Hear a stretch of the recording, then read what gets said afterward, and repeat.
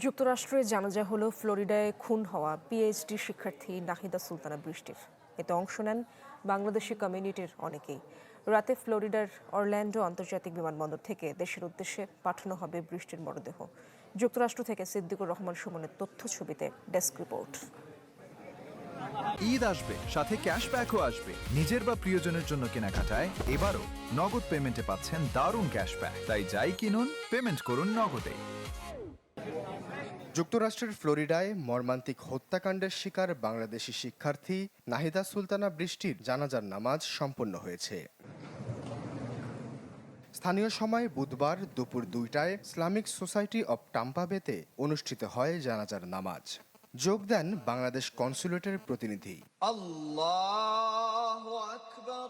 উপস্থিত ছিলেন স্থানীয় বাংলাদেশি কমিউনিটিতে নিহতের পরিচিত অপরিচিত অসংখ্য মানুষ।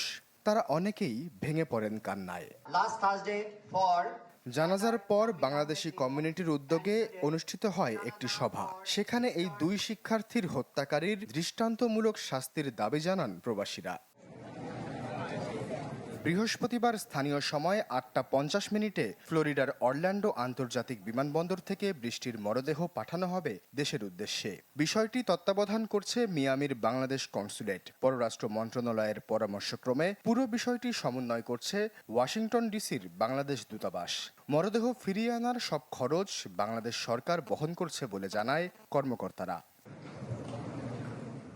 এদিকে নৃশংস হত্যাকাণ্ডে প্রাণ হারানো দুই পিএইচডি শিক্ষার্থীকে মরণোত্তর ডক্টরেট ডিগ্রি প্রদানের সিদ্ধান্ত নিয়েছে ইউনিভার্সিটি অব সাউথ ফ্লোরিডা কর্তৃপক্ষ।